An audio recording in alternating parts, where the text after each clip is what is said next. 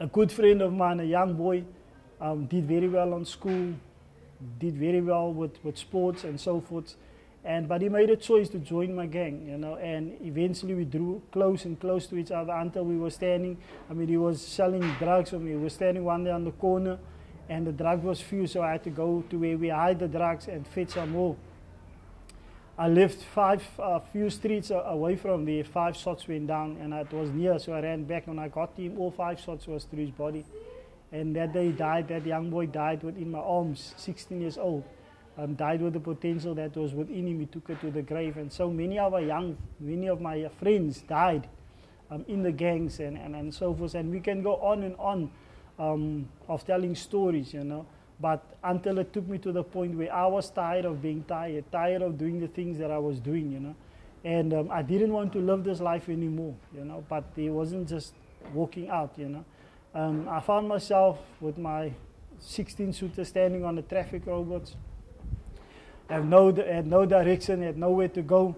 And while standing there, I heard this music, and I didn't know where it came from until the car stopped next to me. And in this car was this young dude minding his own business, playing his music, windows down in his car. And I looked at him, and I got into the car, and I hijacked the car. I put the gun against his head, and he drove. And I asked him, do you know who I am? Do you know that I can kill in this car and think nothing of it? Because that's what my character became, you know. I didn't care about anybody else's life because I thought nobody cared for me. And he answered me, this boy, and he said, I don't care who you are. And immediately I started to worry for this dude to tell me that he don't care who I am, you know. And I thought that where do this guy get his authority that he's speaking to me, you know, because he was speaking with boldness, you know, to me. And I wanted to find out who this guy was, with who he was connected to or whatsoever.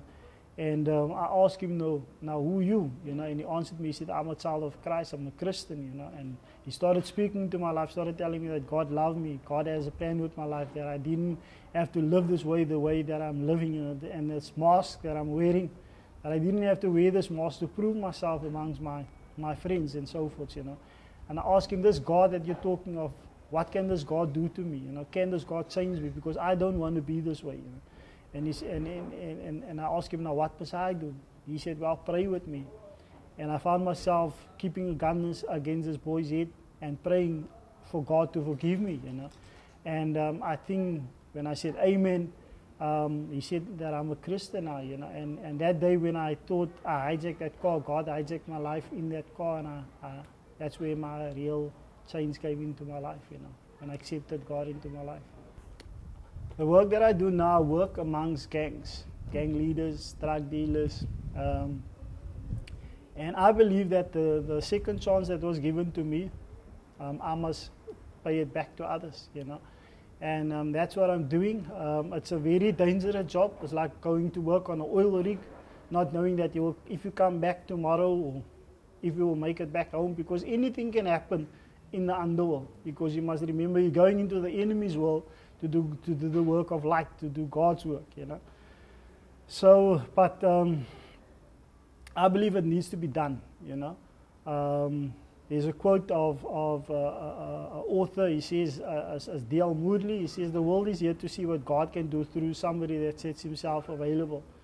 And I believe it wasn't for that young boy that was in that car that set himself available, I wouldn't have been here. And also I believe that I need to stand in the gap and also put myself available so that others can get that chance to see that you can change, to see that the opportunity is given unto you, you know. Because a lot of these members want to come out of the gang. They want to, but they don't know if there's life after the life that they know, that they're comfortable in, you know.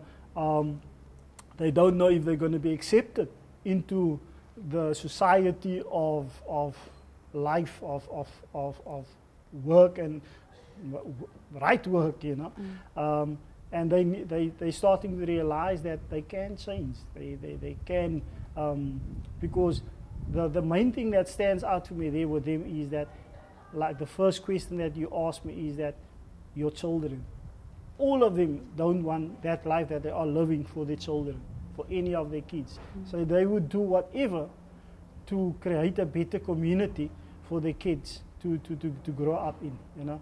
And that's what I'm trying to do within in the middle. Mitchell's Plain is a gang community, you know, so as well as any other community. I mean, if you look to it, in Menenberg, what happened?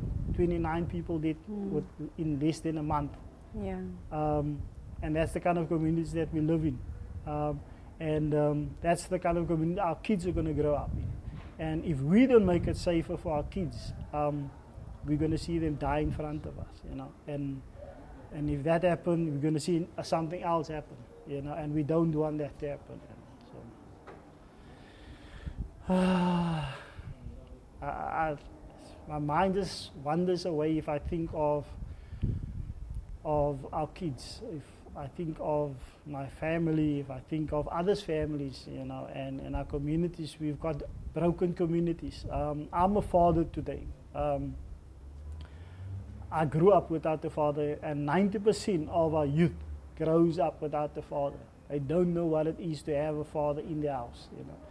And a lot of our men that are in gangs, out of gangs, don't know what it is to be a father.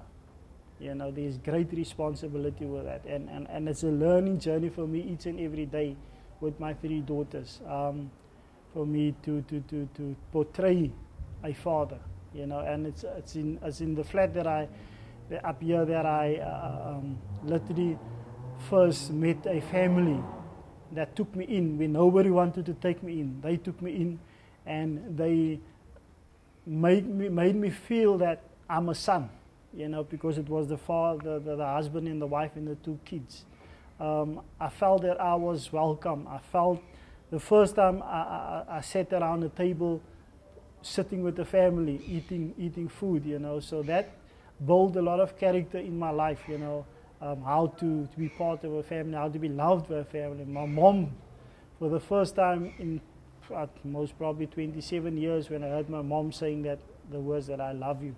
It wasn't part of our family, you know, that words wasn't used in our family, you know.